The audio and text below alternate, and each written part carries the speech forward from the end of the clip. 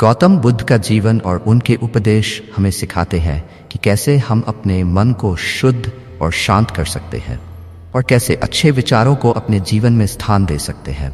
बुद्ध ने जीवन में सत्य और ध्यान का मार्ग अपनाकर अज्ञान, द्वेष और लालच जैसी नकारात्मकता से मुक्ति पाने की राह दिखाई।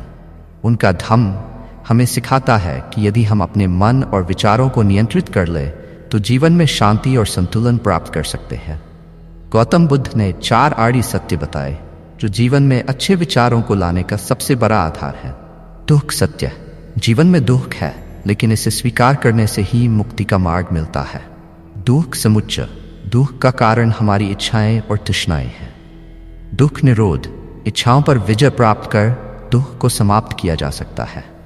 दुख निरोध मार्ग, अष्टांगिक मार्ग का पालन कर हम दुख से मुक्ति पा सकते हैं।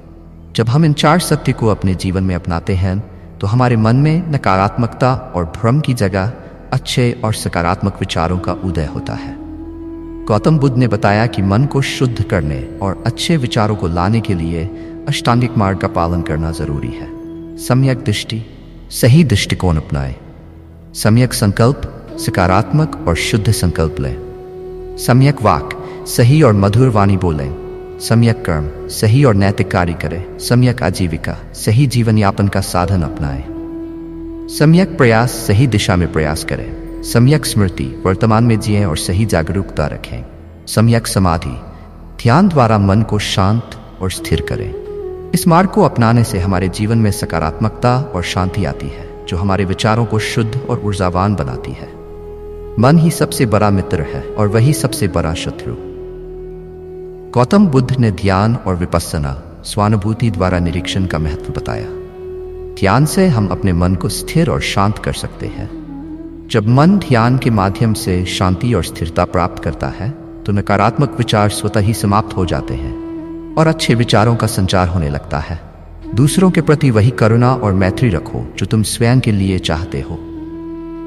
गौतम बुद्ध ने करुणा, दया और मैत्री, मित्रता को जीवन का महत्वपूर्ण हिस्सा बताया।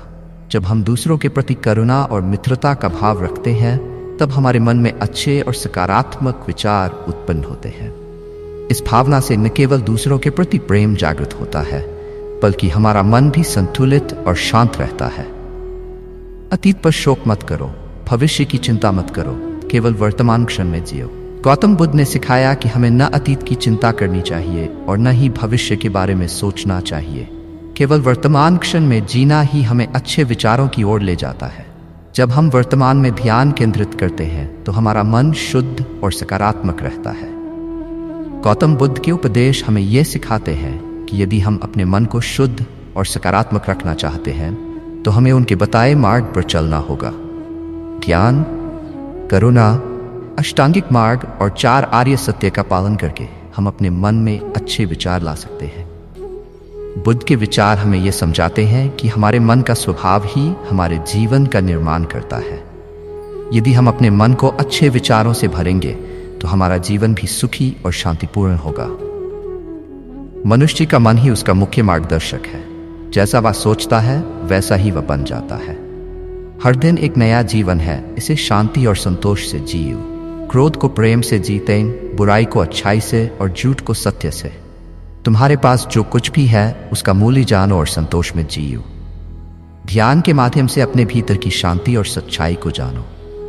इन विचारों को ध्यान में रखकर आप अपने जीवन में गौतम बुद्ध की शिक्षाओं से प्रेरणा लेकर अच्छे विचारों को विकसित कर सकते हैं और एक सुखी व शांतिपूर्ण जीवन जी सकते हैं।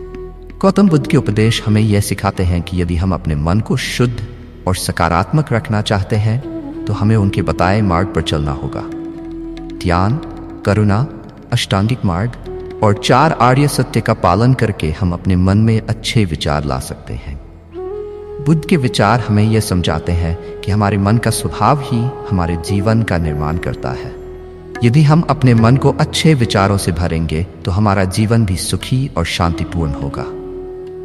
दोस्तों, अगर आपको यह कहानी प्रेरणादायक लगी हो और इससे आपको कुछ सीखने को मिला हो तो कृपया इस वीडियो को लाइक करें। अगर आप ऐसे ही और प्रेरणादायक वीडियो देखना चाहते हैं तो हमारे चैनल बी पॉजिटिव को सब्सक्राइब करें और बेल आइकन को जरूर दबाएं ताकि नए वीडियो की जानकारी आपको सबसे पहले मिले। और हाँ, इस वीडियो को अपने दोस्तों और परिवार के साथ शेयर करना न भूलें ताकि ये संदेश और भी लोगों तक पहुंच सके। धन्यवाद, मिलते हैं अगले वीडियो में।